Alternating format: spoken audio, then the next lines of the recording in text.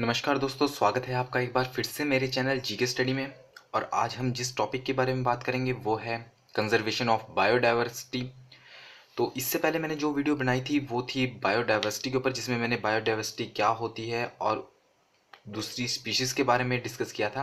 तो अगर आपने वो वीडियो नहीं देखी है तो आप नीचे डिस्क्रिप्शन में लिंक में जाकर उस वीडियो को देख सकते हैं, ताकि आपको ये ईजिली समझ में आ जाए। तो चलिए शुरू करते हैं। तो सबसे पहले बात करते हैं कंजर्वेशन ऑफ बायोडाइवर्सिटी होता क्या है। तो अगर हम डेफिनेशन की बात करें तो whatever we do to protect the number and variety of plants and animals are known as conservation of biodiversity. यानी कि हम जो कुछ भी करते हैं, जो नंबर और वैरायटी होती है प्लांट्स की, उनको प्रोटेक्ट करने के लिए वो कंजर्वेशन ऑफ बायोडाइवर्सिटी कहलाती है। तो अगर हम इसकी टाइप्स की बात करें कि हम क्या क्या करते हैं, तो पहले इसमें आता है नेचुरल होम और दूसरा आता है आर्टिफिशियल होम। ठीक है। और नेचुरल होम को हम कहते हैं एक्स इन सितु। ठीक है। और जो आर्टिफिशियल होम होते हैं उन्हें एक्स सितु भी कहा जाता है। यानी कि इसके दो टाइप से कंजर्वेशन हम कर सकते हैं बायोडाइवर्सिटी की। एक तो नेचुरल होम हो गए और एक हो गए आर्टिफिशियल होम।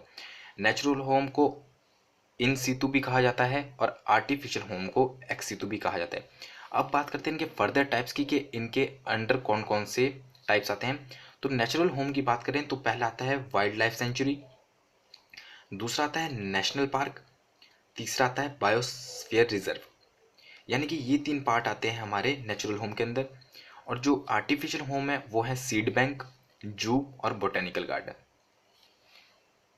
तो आई होप आपको समझ आया होगा। तो आगे चलते हैं और बात करते हैं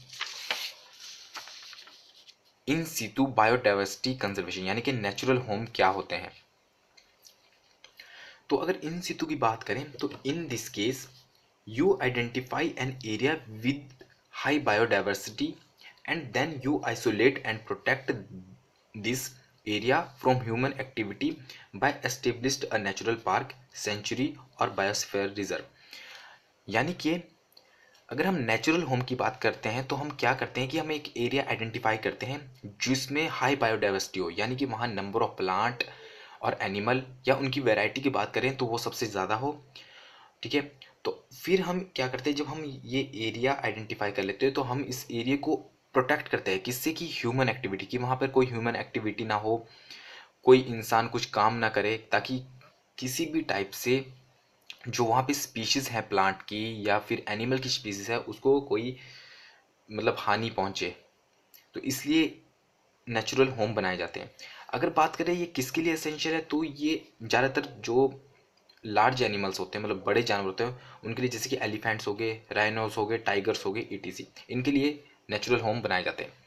तो नेचुरल होम में जैसे हमने पहले बात करी थी, जो फर्दर टाइप होते हैं, सबसे पहले आता है नेशनल पार्क, उससे बात आता है सेंचुरीज और फिर बायोस्फीयर रिजर्व्स। तो अगर मैं इनको आपको ड्रॉ करके बताऊं, तो जैसे कि मान लीजिए ये कोई एरिया, जैसे ये है national park sorry, national park है, तो इसे कहेंगे नेशनल पार्क। तो ये हो गया हमारा सेंचुरी। और जो बायोस्फीयर रिजर्व होता है वो होता है हमारा सबसे बड़ा एरिया। यानी कि बात करें तो नेचुरल पार्क हमारा सबसे छोटा माना गया, सेंचुरी उससे थोड़ा बड़ा माना गया और बायोस्फीयर रिजर्व हमारा सबसे बड़ा माना गया। और अभी थोड़ा डिस्क्राइब करूंगा तो आपको ज़्यादा समझ आएगा। तो नेचुरल पार्क की बात करें तो first point, new no human activity और सेटलमेंट। यानी कि जो नेचुरल पार्क होता है, यानी कि ये जो एरिया होता है, इसमें कोई भी ह्यूमन एक्टिविटी नहीं होती और ना ही कोई सेटलमेंट होती है। यानी कि कोई भी ह्यूमन बींग वहाँ नहीं रहता है और ना ही वो कोई एक्टिविटी वहाँ कर पाता है। Villagers can not graze their animals. यहाँ पर कोई भी गांव वाले या विलेजर्स अपने जानवरों को नहीं चरा सकते या चराने के लिए नहीं भेज सकते। Strict rules about jungle produce collection. यहाँ पे जंगल प्रोड्यूस कलेक्शन यानी के लिए, यानी बात करें कि तो जलाने के लिए लकड़ी या कोई भी जो जंगल से हमें सामान मिलता है उसकी यहाँ से कलेक्शन नहीं की जा सकती। तो अगर टोटल की बात करें तो जो नेशनल पार्क होता है उसमें किसी भी प्रकार की एक्टिविटी अलाउड नहीं होती है। तो आई होप आपको समझ आया होगा। तो आगे चलते हैं और बात करते हैं वाइल्ड लाइफ सेंचुरी की। तो वाइल्ड लाइफ सेंचुरी क्या होता है?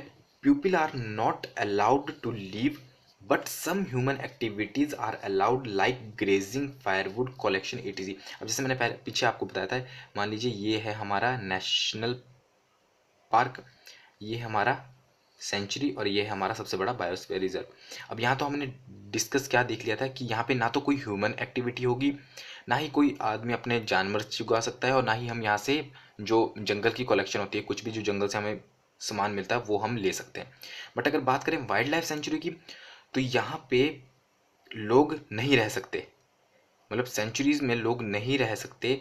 बट जैसे कि वो उनकी जो एक्टिविटीज़ होती है, लाइक उनको पशुओं की ग्रेजिंग, मतलब पशुओं को चरा सकते हैं, और जो फायरवुड है वो कलेक्शन वो यहाँ पे अलाउड होती है।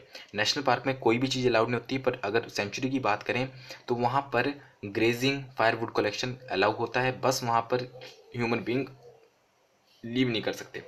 टूरिज्म इज़ परमिटेड, अगर कोई टूरिज्म करना चाहता है सेंचुरी का तो वो परमिटेड होता है। A sanctuary can be upgraded as a national park, but national park cannot be downgraded as sanctuary। क्या है कि अगर कोई सेंचुरी है तो उसको हम नेशनल पार्क बना सकते हैं, यानी कि कोई भी सेंचुरी है तो उसको हम नेशनल पार्क में बदल सकते हैं, पर किसी भी नेशनल पार्क को हम सेंचुरी नहीं बना सकते हैं। तो ये एक इम्पॉर्टेंट पार्ट है।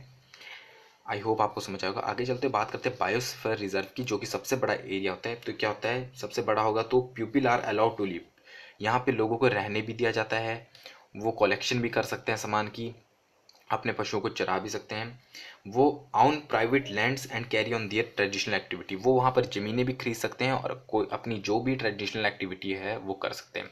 तो आई होप आपको समझ आएगा कि difference national park, wild life sanctuary और बायोस्फीयर रिजर्व में क्या होता है। बायोस्फीयर रिजर्व सबसे बड़ा माना जाता है क्योंकि इसमें सभी मतलब मान लीजिए कि कोई भी एरिया है जहाँ पे ह्यूमन रहते हैं तो उसको भी बायोस्फीयर रिजर्व के अंदर लिया जा सकता है, क्योंकि वहाँ पे ह्यूमन एक्टिविटी अलाउड होती है। तो चलिए आगे बढ़ते हैं और बात करते हैं एक्स सीतु, यानी कि आर्टिफिशियल होम। एक्स सीतु क्या होता है कि जो भी हम किसी पर्टिकुलर स्पीशीज, या बात करें कि जो स्पीशीज एनिमल की या प्लांट की डेंजर में है, तो उनको फर्दर ग्रो करने के लिए हम आर्टिफिशियल होम बनाते हैं। तो इसमें पहला आता है सीड बैंक्स, यानी कि जहाँ पे बीजों को, जो भी डिफरेंट प्लांट्स के बीज होते हैं वहाँ पे कलेक्ट किए जाते हैं। तो they store seeds at extremely low temperature and humidity. जो क्या होते हैं सीड बैंक्स होते हैं, वो जो डिफरेंट प्लांट के सीड्स होते हैं या बीज होते हैं उनको बहुत ही लो टेम्परेचर और ह्यूमिडिटी पे स्टोर करते हैं।